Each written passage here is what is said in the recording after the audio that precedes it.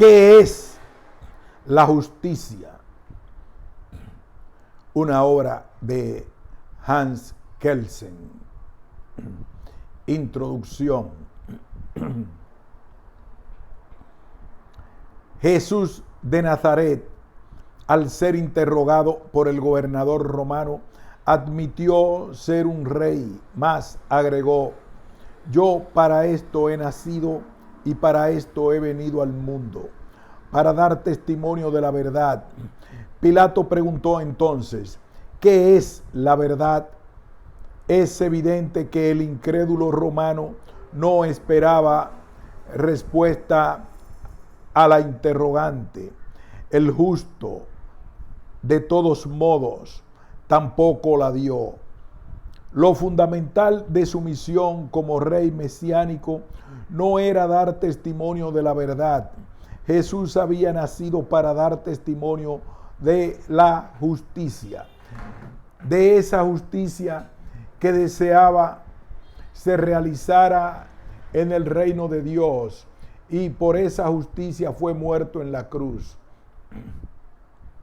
De tal manera, la interrogación de Pilato, ¿qué es la verdad?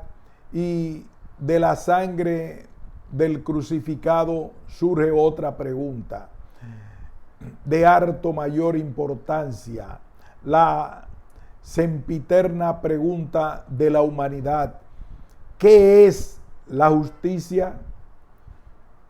No hubo pregunta alguna que haya sido planteada con más pasión.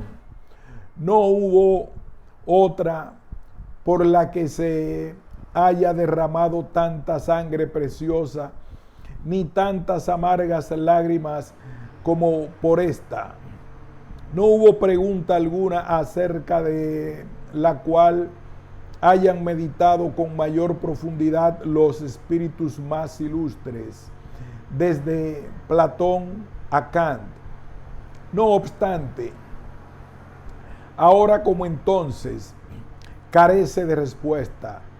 Tal vez se deba a que constituye una de esas preguntas respecto de las cuales resulta válido ese resignado saber que no puede hallarse una respuesta definitiva. Solo cabe el esfuerzo por formularla mejor.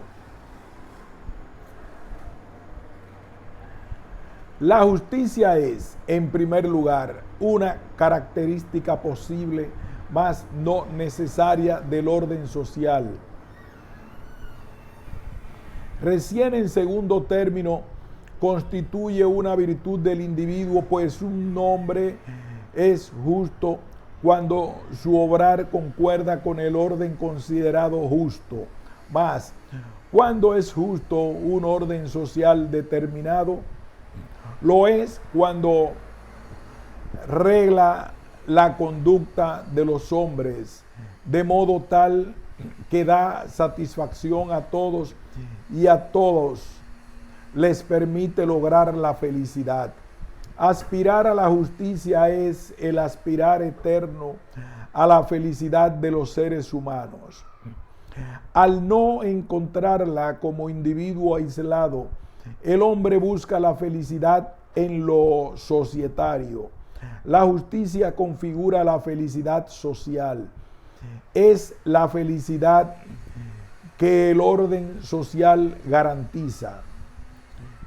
Es en este sentido que Platón identifica justicia con felicidad cuando afirma que solo el justo es feliz y desdichado el injusto.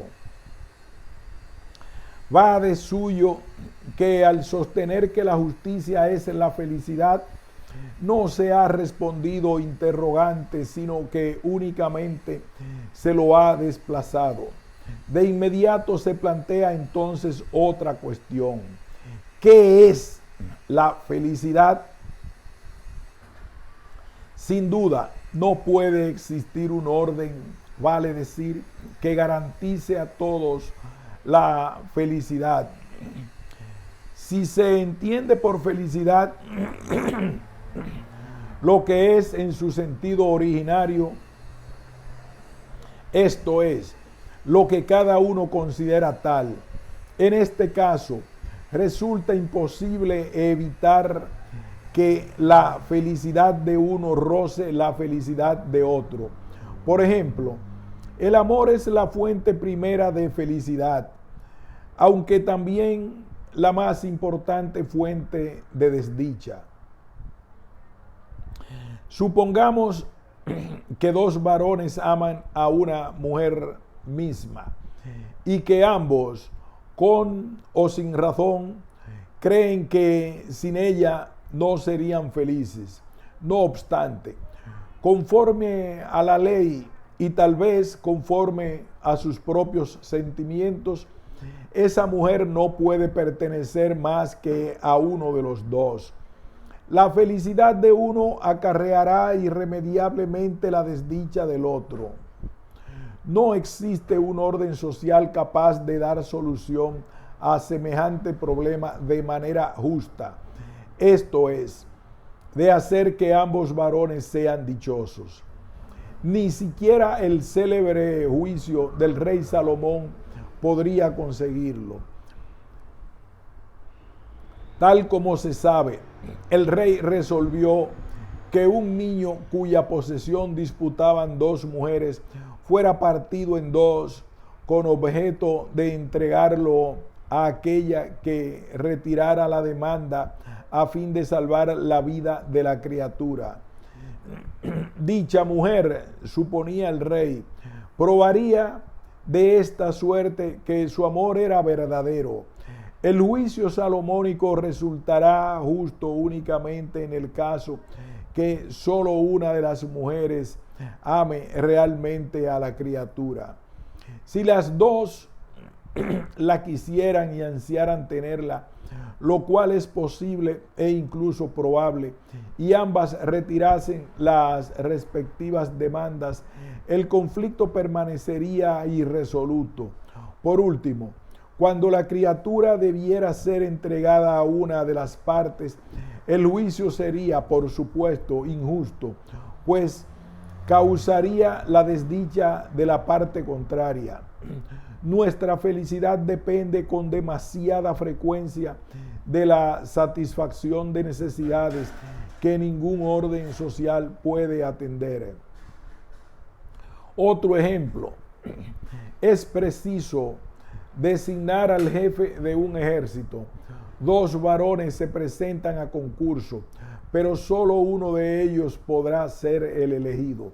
No cabe duda que se ha de nombrar a aquel que sea más apto.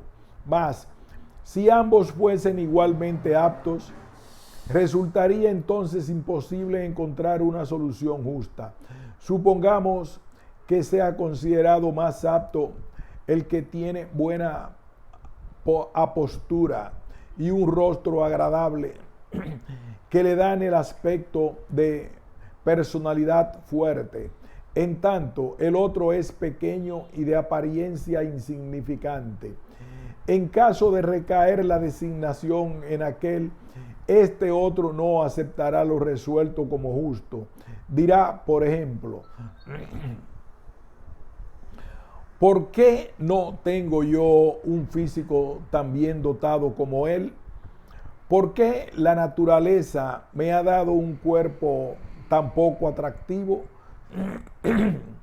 Por cierto, cuando analizamos la naturaleza desde el punto de vista de la justicia, debemos convenir que no es justa. Unos nacen sanos y otros enfermos, unos inteligentes y otros tontos.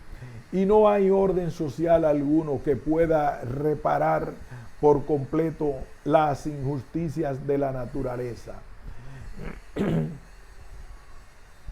Si justicia es felicidad, no es posible la existencia de un orden social justo. Si por justicia se entiende la felicidad individual, empero el orden social justo tampoco será posible en el caso que éste procure lograr no ya la felicidad individual de todos, sino la mayor felicidad posible del mayor número posible.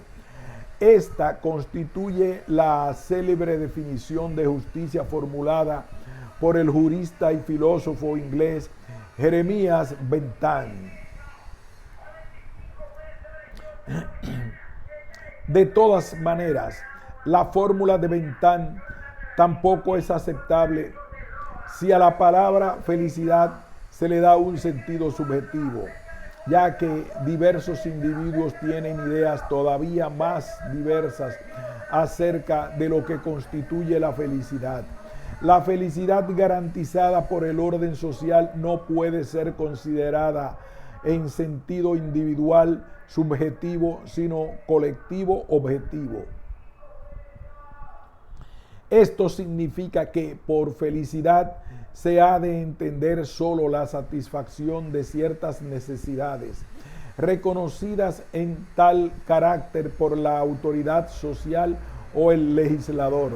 Dichas necesidades merecerán entonces ser satisfechas. Así, verbigracia, está la necesidad de alimentos, de ropas, morada y otras por el estilo. No cabe duda que la satisfacción de necesidades socialmente aceptadas no guarda relación alguna con el sentido primigenio del término felicidad, que es profunda y esencialmente subjetivo. Por ello, por ser expresión de un insaciable deseo de felicidad propia y subjetiva, el deseo de justicia es primordial y está hondamente enraizado en el corazón del hombre.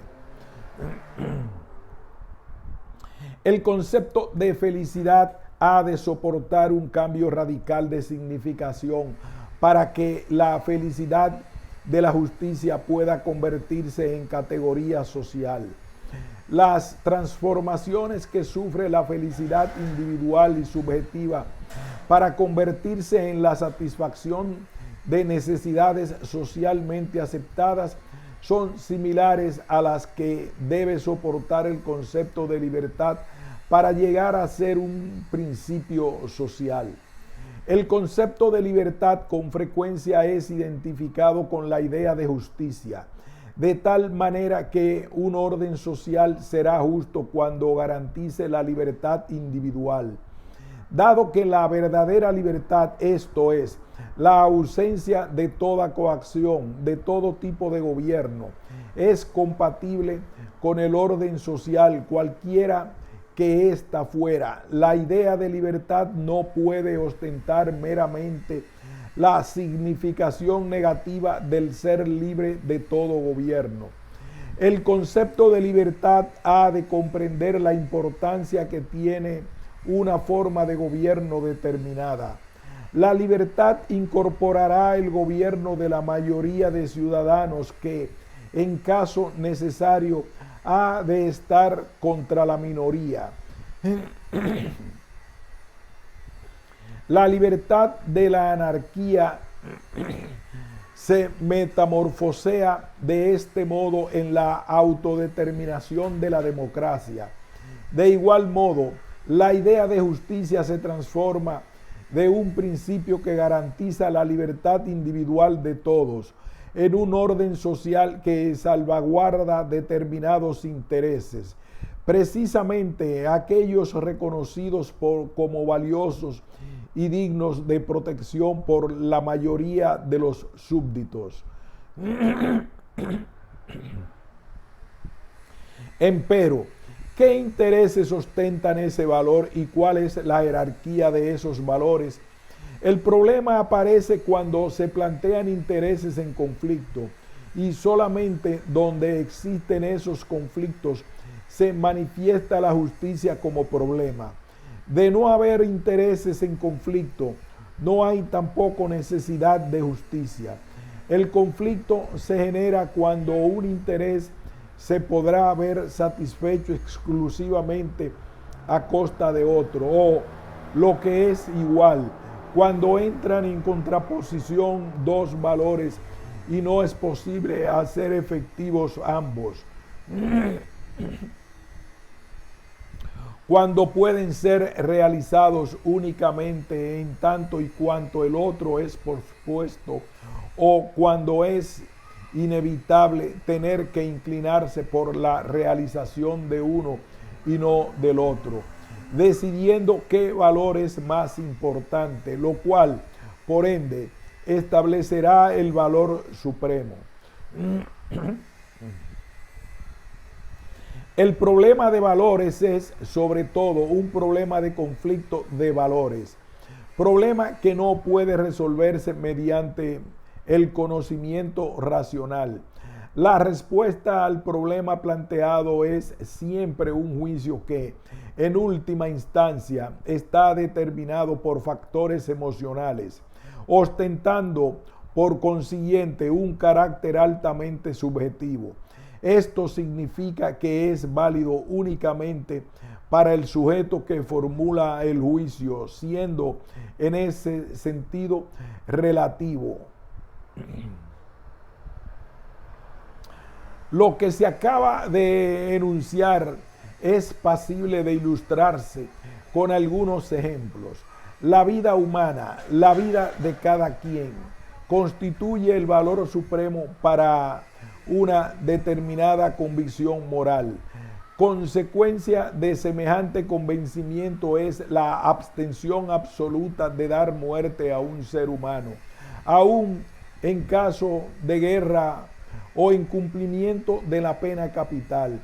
Esta posición, como se sabe, es la de quienes se niegan a prestar servicio militar y la de quienes rechazan por principio la pena de muerte. En oposición a esta postura existe otra convicción moral, la que afirma que el valor supremo es el interés y el honor de la nación. Por tanto, cuantos sigan esta teoría están obligados a sacrificar su vida y a matar en caso de guerra a los enemigos de la nación, cuando los intereses de ésta así lo requieran. Por ende, pareciera justificable la condena a muerte de los grandes criminales. En esta conformidad resulta imposible decidirse de manera científico-racional por cualquiera de estos juicios de valor fundados en concepciones contradictorias.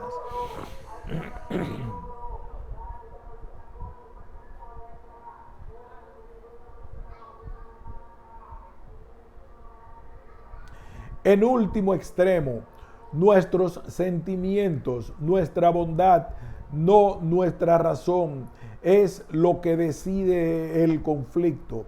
Lo emocional, lo no racional de nuestra conciencia es lo que tiene a su cargo la resolución del conflicto.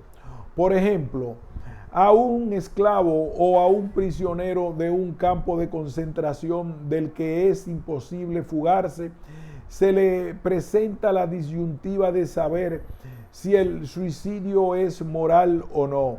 Este problema, que se plantea de continuo, jugó un papel muy importante en la ética de los antiguos. La solución yace en decidir cuál de los dos valores es superior, la vida o libertad. Si la vida es el valor más elevado, el suicidio no es justo. Si el más alto es la libertad, careciendo de valor una vida sin libertad, entonces el suicidio no solo está permitido, sino que se impondrá.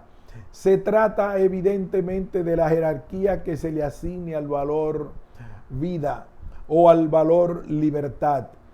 En este caso, lo único posible es la solución subjetiva, una solución cuyo valor está limitado al sujeto que juzga y que de ningún modo alcanza la validez universal que tiene verbigracia la frase que afirma que el calor dilata los metales. Este último es un juicio de realidad y no de valor. Supongamos, lo cual no significa sostenerlo, que sea posible demostrar que los llamados planes económicos pueden mejorar la situación del pueblo de tal manera que resulte asegurada la estabilidad económica individual y que tal organización solo sea factible merced al renunciamiento de la libertad individual o por lo menos a una limitación considerable de esa libertad. La respuesta al interrogante de qué es preferible, si un sistema económico libre o una economía planificada, dependerá entonces de que nos decidamos por el valor libertad individual o por el valor seguridad económica. Una persona con fuertes inclinaciones individualistas ha de preferir la libertad individual, en tanto otra que padezca cierto complejo de inferioridad se ha de pronunciar por la seguridad económica. Esto quiere decir que ante el interrogante de si la libertad individual es un valor superior a la seguridad económica o si la seguridad económica es un valor más alto que la libertad individual, solo es posible dar una respuesta subjetiva. Bajo ningún concepto se podrá formular un juicio objetivo como lo es el que sostiene que el acero es más pesado que el agua y el agua más pesada que la madera. En estos casos se trata de juicios de realidad verificables experimentalmente y no de juicios de valor que no son pasibles de tales comprobaciones.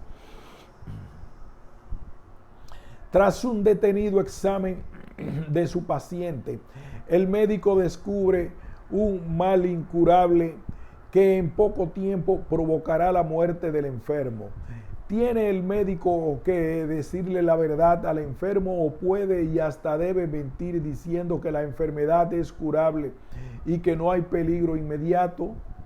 La decisión depende de la jerarquía que se establezca entre los valores de verdad y compasión. Decirle la verdad al enfermo implica afligirlo con el temor a la muerte. Mentirle significa ahorrarle ese dolor. Si el ideal de la verdad se considera supremo al de la compasión, el médico debe decir la verdad. En caso contrario, deberá mentir. No obstante, sea cual fuere la jerarquía asignada a estos valores, resulta imposible darle a esta pregunta una respuesta cimentada en consideraciones científico-racionales. Tal como se dijera anteriormente, Platón sostiene que el justo, para el sinónimo del que se conduce legalmente, y solo el justo es feliz, y tanto el injusto, esto es, el que no obra legalmente, es desdichado. Platón dice: la vida más justa es la más feliz. No obstante, admite que en ciertos casos el justo puede ser desdichado y el injusto feliz. Sin embargo, ciertos casos, añade el filósofo, es absolutamente preciso que los ciudadanos sometidos a la ley crean en la verdad de la frase que afirma que solo el justo es feliz, aun cuando ésta no sea verdadera. De lo contrario, nadie querría obedecer a la ley. Por consiguiente, el Estado, según Platón, tiene el derecho de difundir entre los ciudadanos por todos los medios posibles la doctrina de que el hombre justo es feliz y desdichado el injusto, aun cuando esto sea falso. En caso que esta afirmación no sea verdadera, es una mentira necesaria, pues garantiza la obediencia a la ley. ¿Puede un legislador que sirva para algo encontrar una mentira más útil que esta o alguna que pueda lograr en forma más efectiva que los ciudadanos en libertad y sin coacción se conduzcan correctamente? Si yo fuese legislador, obligaría a todos los escritores y a todos los ciudadanos a expresarse en este sentido, es decir, a afirmar que la vida más justa es la más feliz. Conforme a Platón, el gobierno está autorizado a utilizar aquellas mentiras que considere convenientes. De este modo, Platón ubica la justicia, esto es, lo que el gobierno por tal entiende, o sea, lo legal, por encima de la verdad. Sin embargo, no existe razón alguna que nos impida poner la verdad por encima de la legalidad y rechazar la propaganda del Estado por hallarse fundada en la mentira, aun en el caso que esta última sirva para la prosecución de un buen fin. La solución dada al problema de la jerarquía de los valores, vida, libertad, libertad, igualdad, libertad, seguridad, verdad, justicia, verdad, compasión, individuo, nación, será distinta si el problema se le plantea a un cristiano para quien la salvación del alma, vale decir el destino sobrenatural, es más importante que las cosas terrenas. O si se le pregunta a un materialista que no cree que el alma sea inmortal. De igual manera, la solución no puede ser la misma cuando se acepta que la libertad es el valor supremo, punto focal del liberalismo, que cuando se supone que la seguridad económica es el fin último del orden social, punto focal del socialismo. La respuesta entonces tendrá siempre el carácter de un juicio subjetivo, por lo tanto relativo.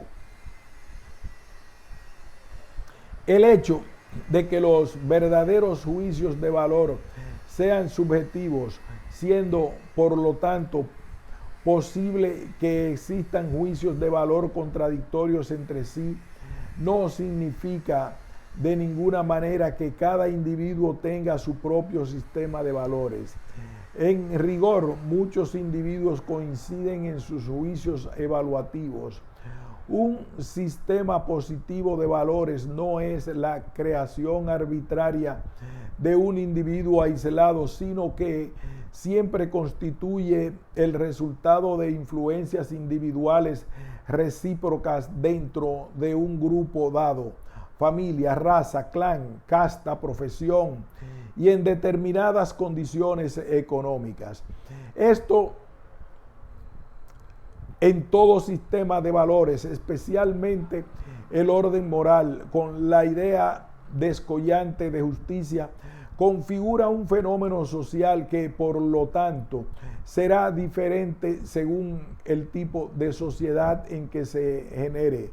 El hecho de que ciertos valores sean generalmente aceptados de una sociedad dada no es incompatible con el carácter subjetivo y relativo de los valores que afirman esos juicios. Que varios individuos concuerden en un juicio de valor no prueba de ningún modo que ese juicio sea verdadero, es decir, que tenga validez en sentido objetivo. De manera similar, que muchos hayan creído que el sol giraba alrededor de la tierra, no prueba en absoluto que esta creencia esté cimentada en la verdad. El criterio de justicia, al igual que el criterio de verdad, se manifiesta con harto poca frecuencia en los juicios de realidad y en los de valor. En la historia de la civilización humana, muchas veces los juicios de valor aceptados por la mayoría han sido reemplazados por otros juicios de valor más o menos opuestos, aunque no por eso menos aceptados.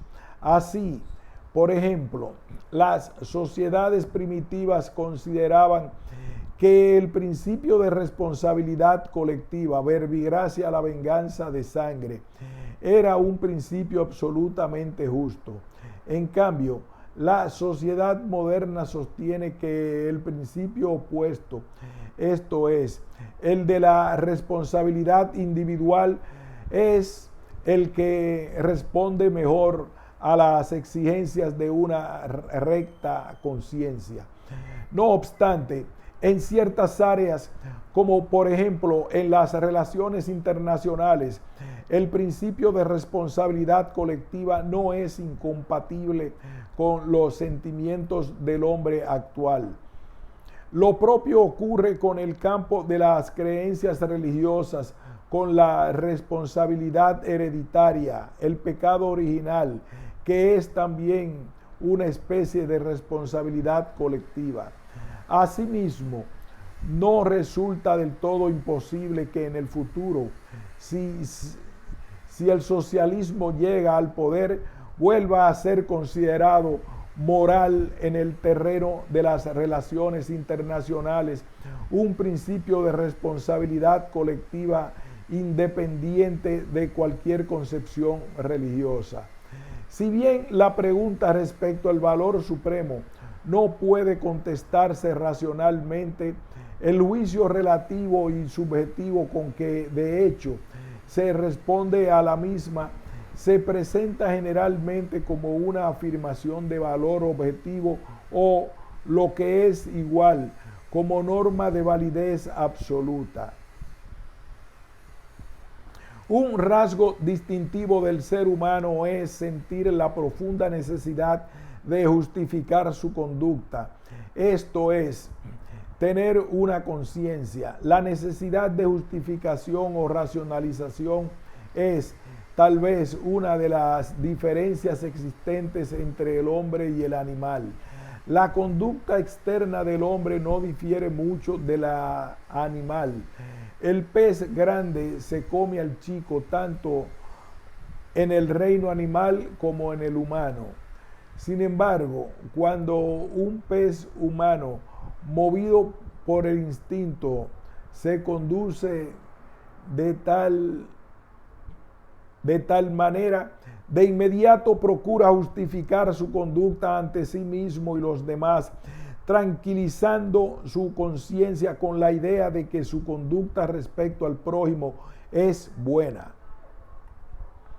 Dado que el hombre en una u otra medida es un ser de razón, intenta racionalmente, es decir, por medio de la función de su entendimiento, justificar una conducta determinada por el temor o el deseo.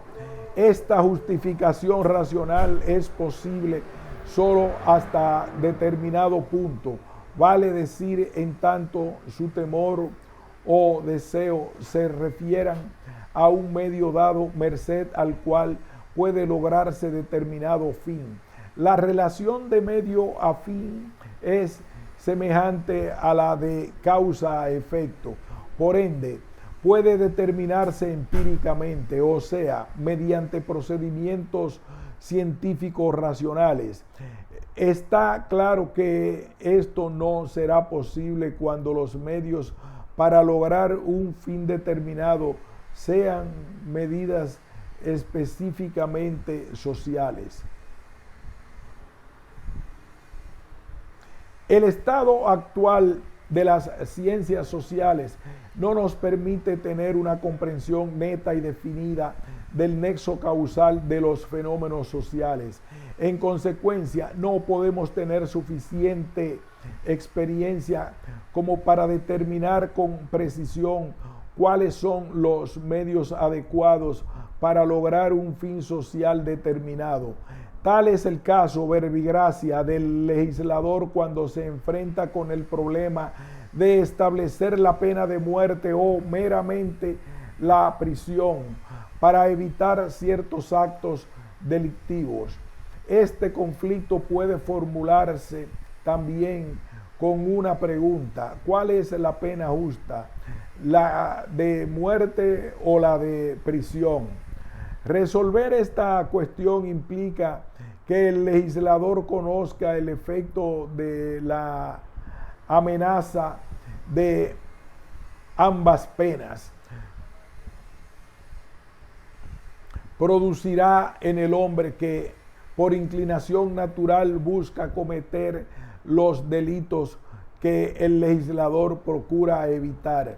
Por desgracia, no gozamos del conocimiento exacto de esos efectos y no estamos en condiciones de llegar al tal comportamiento, pues aún en el caso que ello fuera posible mediante el empleo de la experimentación en la esfera de la vida social solo es aplicable en muy limitada medida. De aquí que el problema de la justicia no pueda siempre ser solucionado racionalmente, aun cuando se lo reduzca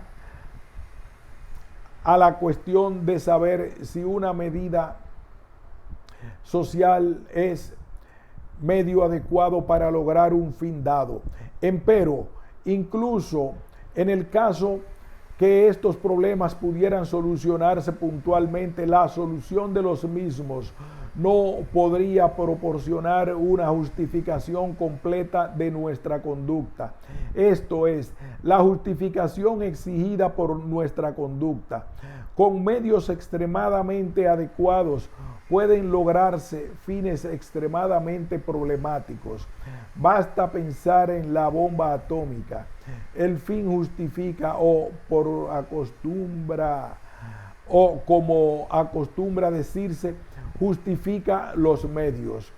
En cambio, los medios no justifican el fin. Y es precisamente la justificación del fin, de este fin que no es medio para otro fin, que precisamente es el fin último y supremo, lo que constituye la justificación de nuestra conducta. En el momento de justificar algo, especialmente una conducta humana, como medio para un determinado fin, aparece insoslayablemente el problema de saber si ese fin también es justificable. Esta cuestión lleva en última instancia al reconocimiento de un fin supremo, lo cual constituye precisamente el problema de la moral en general y de la justicia en particular. La justificación de una conducta humana como medio apropiado para el logro de un fin dado, cualquiera que sea, es justificar condicional. Es un justificar condicional.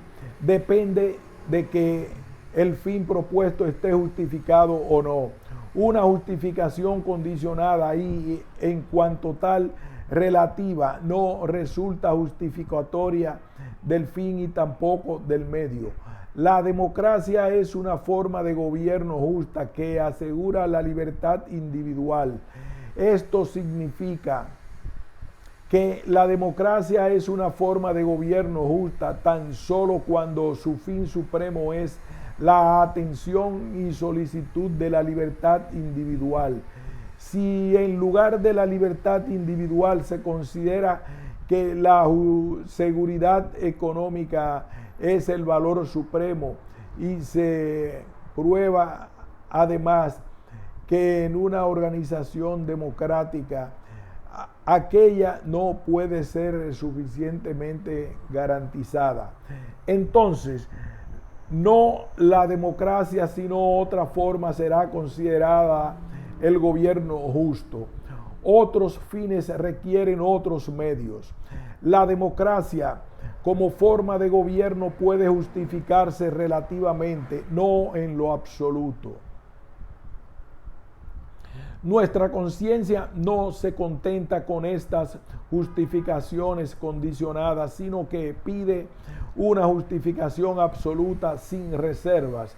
Por ende, nuestra conciencia no se tranquiliza cuando justificamos nuestra conducta solo como medio adecuado para un fin cuya justificación es dudosa, sino que demanda, en cambio, que justifiquemos nuestra conducta como un fin último, o lo que es lo mismo, que nuestra conducta coincida con un valor absoluto. No obstante, no es posible acceder a tal justificación por medios racionales. Toda justificación racional es esencialmente justificación de algo en tanto medio adecuado. Pero precisamente el fin último no es medio para ningún otro fin. Nuestra conciencia pide una justificación absoluta de nuestra conducta, es decir, postula valores absolutos, pero nuestra razón no está en condiciones de satisfacer esas exigencias. Lo absoluto en general y los valores absolutos en particular están allende la razón humana, que solo puede lograr una solución limitada y en tal sentido relativa del problema de la justicia como problema de la justificación de la conducta humana. No obstante, la necesidad de una justificación absoluta parece ser más fuerte que toda justificación racional. Por ello, el hombre busca esta justificación, esto es, la justicia absoluta en la religión y la metafísica, en lo cual significa que la justicia es desplazada por este mundo a un mundo trascendente.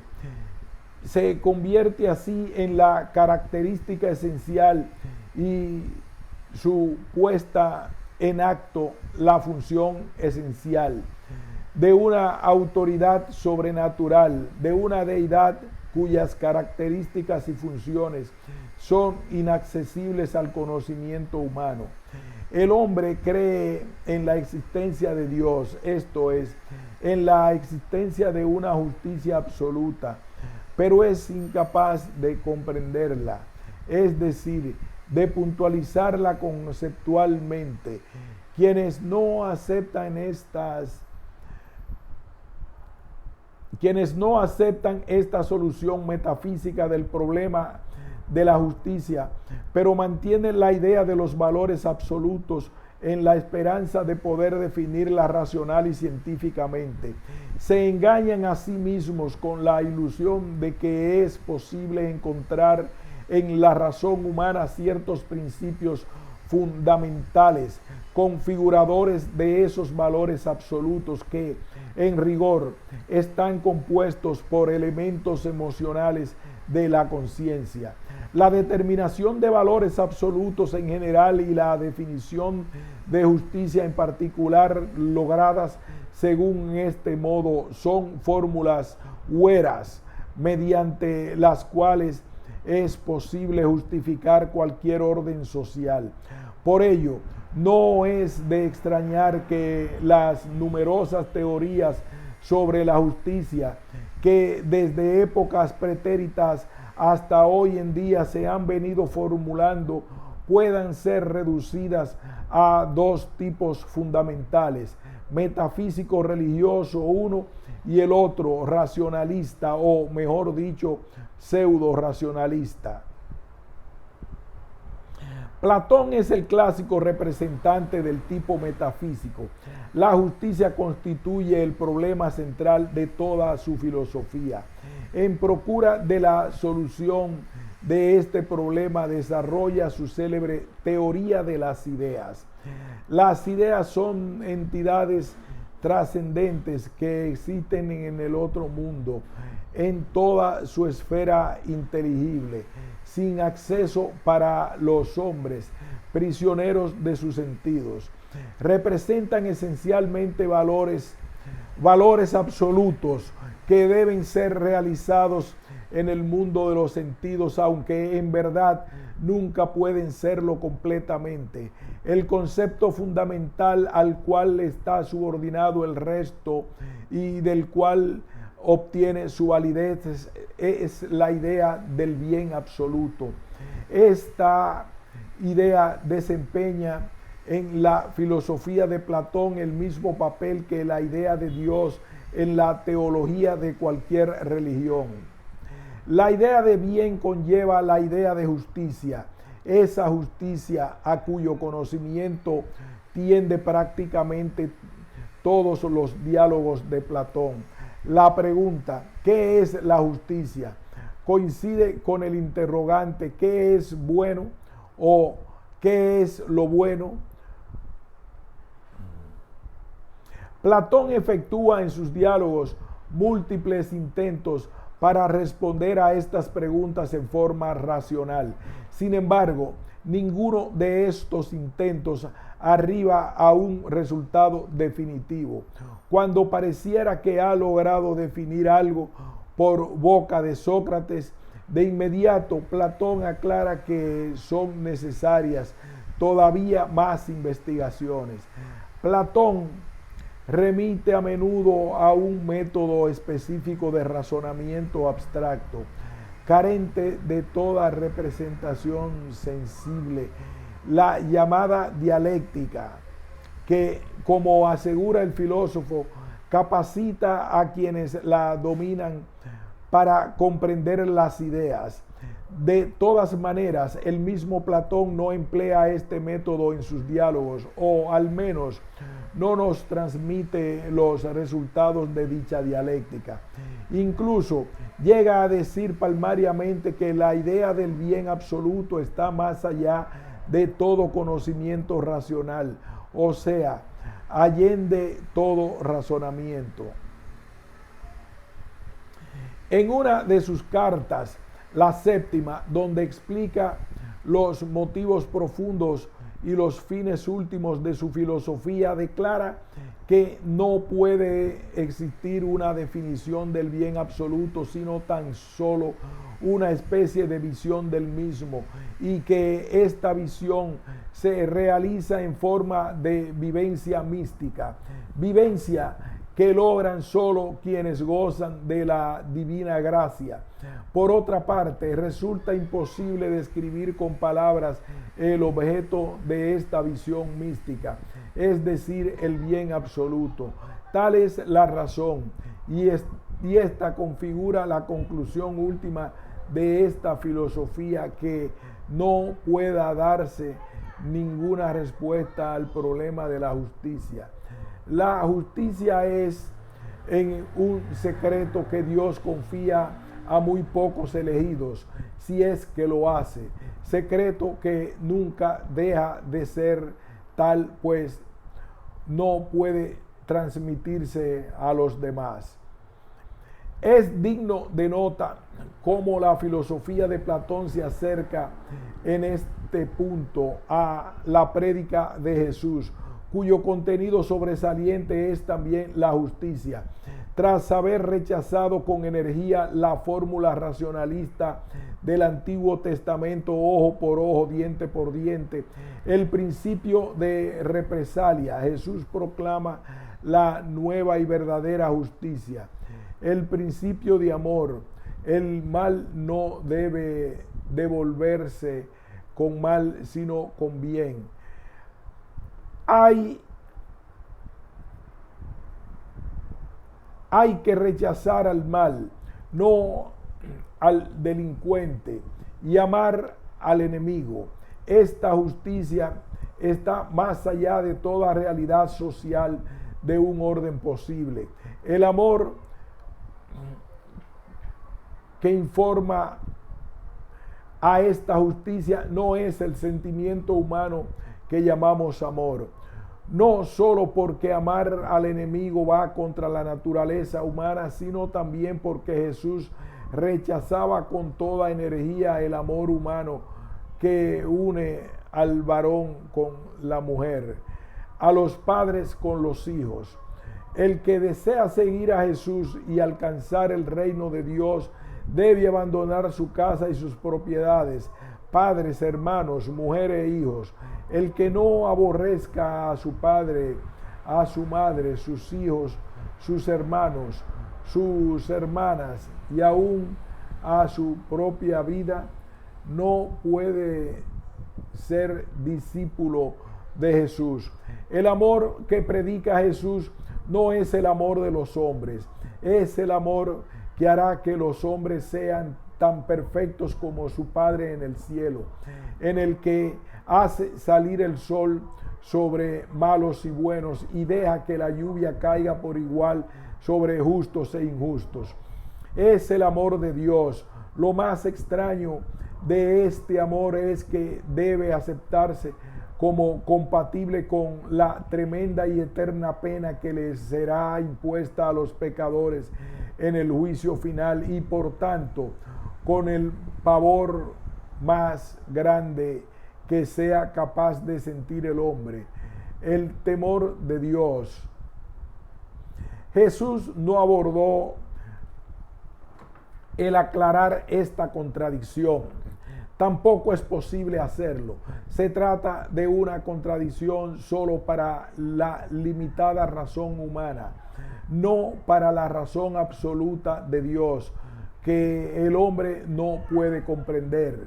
Por eso Pablo, el primer teólogo de la religión cristiana, enseñó que la sabiduría de este mundo es necedad para Dios, que la filosofía, esto es el conocimiento lógico racional, no es la vía que conduce a la justicia divina, encerrada en la oculta sabiduría de Dios, que la justicia es confiada por Dios a los fieles y que la fe es actuada por el amor. Pablo se mantiene fiel a la nueva doctrina de Jesús sobre la nueva justicia, el amor de Dios. Sin embargo, admite que el amor de Jesús enseña. Sin embargo, admite que el amor que Jesús enseña supera el conocimiento racional. Es un misterio, uno de los muchos misterios de la fe. Un tipo racionalista que intenta dar solución al problema de la justicia mediante la razón humana, esto es, que se esfuerza por definir la idea de justicia, está representado por la sabiduría popular de muchas naciones y también por algunos sistemas filosóficos célebres. Se atribuye a uno de los 7 sabios de Grecia la conocida frase que sostiene que la justicia significa dar a cada cual lo suyo. Esta fórmula ha sido aceptada por notables pensadores y especialmente por filósofos del derecho. No resulta difícil demostrar que se trata de una fórmula completamente hueca. El interrogante fundamental, ¿qué puede considerar cada cual como suyo realmente?, queda sin respuesta. Por ello, el principio a cada cual lo suyo es aplicable únicamente cuando se presume que dicha cuestión ya ha sido resuelta. Sin embargo, solo puede estarlo mediante un orden social que la costumbre o un legislador hayan establecido como moral positiva u orden jurídico. En consecuencia, la fórmula a cada cual lo suyo puede servir como justificación de cualquier orden social, sea capitalista o socialista, democrático o aristocrático. En todos ellos se da a cada cual lo suyo, solo que lo suyo difiere en cada uno de los casos. El que esta fórmula pueda defender cualquier orden social por ser justo, y lo es en tanto esté de acuerdo con la fórmula a cada cual lo suyo, explica el que haya tenido una tan general aceptación y demuestra a la vez que es una definición de justicia totalmente insuficiente, ya que ésta debe fijar un valor absoluto que no puede asimilarse a los valores relativos que una moral positiva o un orden jurídico garantizan. Aquí hacemos una pausa y continuamos con el punto 2.